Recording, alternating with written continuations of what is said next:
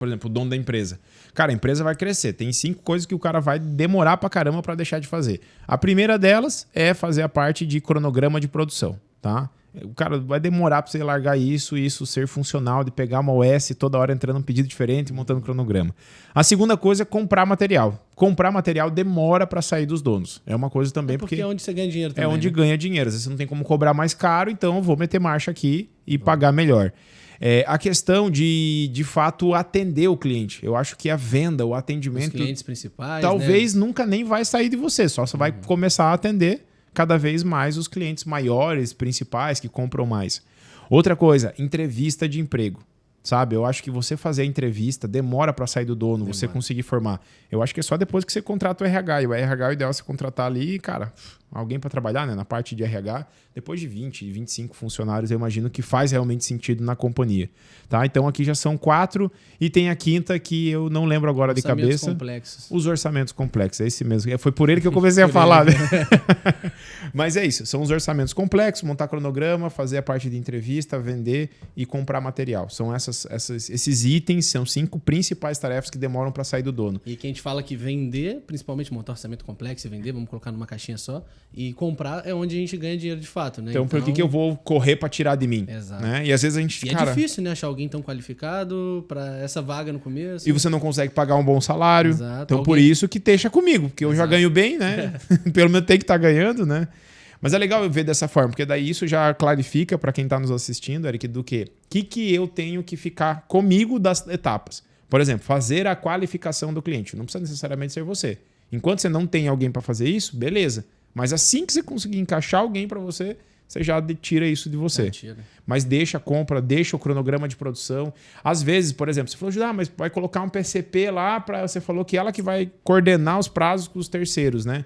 Mas aí você vai aprovar. Você vai ter uma rotina de todo dia ali, dar uma olhadinha e falar, cara, o que tem para hoje? O que tem para amanhã? Como é que tá o pedido tal? Por que esse aqui tá atrasado? Esse aqui que tá para amanhã vai chegar, vai dar certo? E aí você vai criando essa musculatura de fazer outra pessoa pensar. E você puxou um assunto falando sobre Júnior, Pleno e Sênior, nível 1, 2 e 3, aquela conversa dos 9 níveis ali que dá para ter dos colaboradores.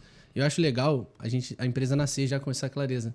Porque eu acho que é isso que segura os talentos, sabe? Às vezes você tem uma pessoa boa contigo que ela não tem visão de crescimento e aí, de repente, você perde ela pelo caminho. Agora, quando mesmo você sendo alguém bom, né? Exato. E às vezes, quando você mostra para ela o organograma, foi o que eu fiz também na empresa, inclusive eu aprendi na AFA e eu ajustei lá e apliquei na época.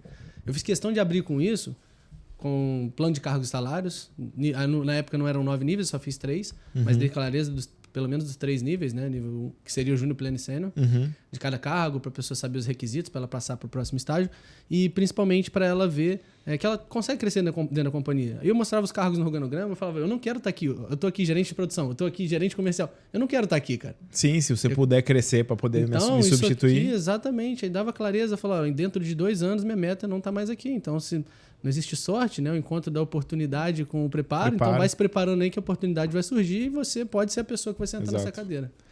Nesse ponto aí que você trouxe é legal, né? O que são esses 9 níveis, né? Eu até estava dando um treinamento ontem lá em São Paulo e estava falando só com os líderes lá da Glass Point, né? Eu falei para eles, cara, vocês têm que entender uma coisa. Júnior precisa de auxílio para fazer. Ele não executa sozinho. O pleno, ele tem capacidade de fazer sozinho. Ele executa com perfeição, porém sozinho.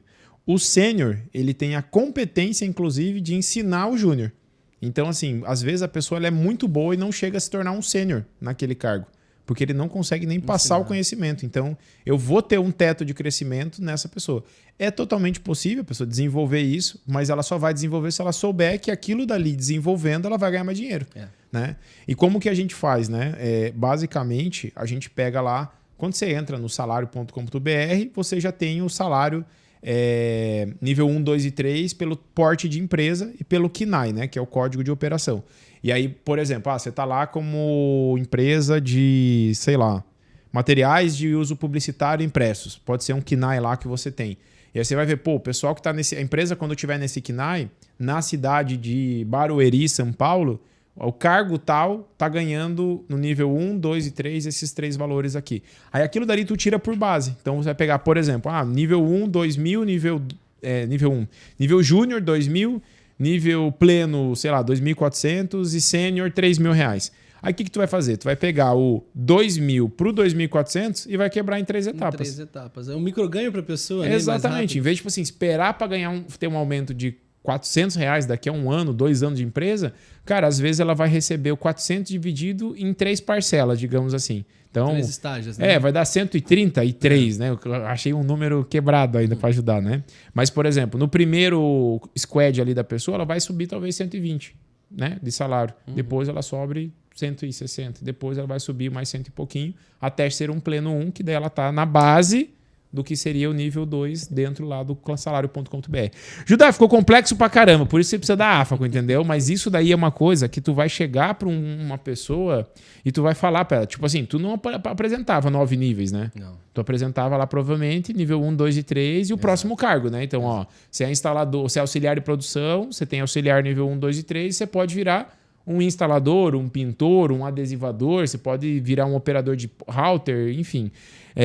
Hoje a gente quebra essa mesma cadeia, só que em mais níveis, para que a pessoa, em vez de ser promovida depois de 1 ano, ela possa ser promovida daqui a 4 meses, se ela atingir alguns critérios, né?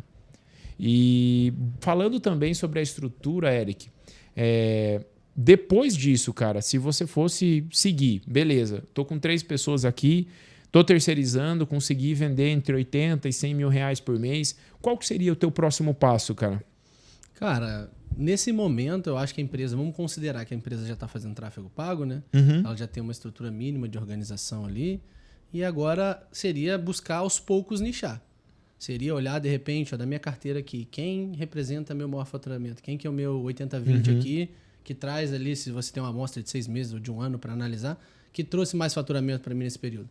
Porque aí, olhando, de repente você vai encontrar um nicho específico que você consegue lateralizar. De repente eu estou atendendo indústrias aqui, ou franquias, ou algum modelo de negócio que faça sentido. Uma rede de lojas. Exato. A gente até falou lá no início, né? De abrir olhando para isso na região. Sim. Mas de repente você abriu olhando para uma coisa e você começou a construir outra. Ou de repente você já está construindo porque você viu esse vídeo pelo caminho. Mas de repente você já estava construindo outra coisa. De repente você não precisa se reinventar. Às vezes você pode reanalisar a oportunidade de mercado que você já está inserido. Sim. E ver se faz sentido, né? Obviamente, ver se faz sentido escalar na região. Mas acho que nessa fase eu olharia para essa questão de começar a nichar, de começar a ver ainda onde eu ainda estou no organograma sentado e que toma muito do meu tempo, que eu poderia estar trazendo alguém e livrando, deixando meu tempo mais livre para focar em venda e aumento de faturamento do negócio. Tá, e daí você achou o nicho lá, falou, caramba, vou atender esse nicho aqui. Qual que seria o próximo passo? Cara, o próximo passo é montar um plano de prospecção, né? Um plano de ação ali. Porque tem nicho que a gente consegue trazer com tráfego pago e tal, dá para montar algumas estratégias de marketing, mas alguns eu acho que na grande maioria, principalmente dos nichos menores, como indústria, franquia, você vai ter que montar um plano de prospecção ali, um planejamento, um script, as empresas que você vai se preparar para prospectar. Eu acredito que eu iria nessa linha aí de me estruturar para essa finalidade. E uma coisa que eu já falei outras vezes em algumas oportunidades é que tem pessoas que escolhem nichar em nichos que ela não tem estrutura. Por exemplo, às vezes eu tenho uma estrutura que atenderia um nicho perfeitamente. Eu escolho um totalmente aleatório. Dá um exemplo aí, de um nicho que você tem estrutura e escolhe outro. Eu vou dar vamos ver um exemplo aqui de própria... Eu vou falar do meu caso lá. Eu tinha plotter de impressão, eu tinha mesa de adesivação, eu tinha todos os detalhes para focar em... Adesivo e lona. Adesivo e lona. Mas já passou na minha cabeça uma época fazer fachada, letreiro, porque o ticket tinha mais alto, mas cara, eu não tinha router, não tinha nada. Eu ia ter que começar tudo do zero para aquela estrutura. Em vez de usar o que já tinha investido ali. Já tinha investido. Então, assim, eu acho que essa análise de entender o mercado que você está inserido, a sua região e o que a sua estrutura tem para te ajudar a escolher o nicho quando você já está pelo caminho, é perfeito. Agora, quando você está partindo do zero, você já decide isso lá atrás, né? Então fica mais fácil lá na frente. Não, legal essa consideração. Eu tava tentando puxar de ti assim se você ia comprar máquina, entendeu? Pra ver se tu ia comprar 80, máquina. 100? 80, 100 mil de faturamento? 80, 100 mil de faturamento. Cara, eu acho que chegando nos 100 mil já poderia começar a pensar, mas aí uma análise tem que ser fria, não pode ser emocional, né? A galera se emociona porque máquina é sexy, né, cara? Você vai na feira, vê aquelas máquinas gigantes e tal, é legal imprimir.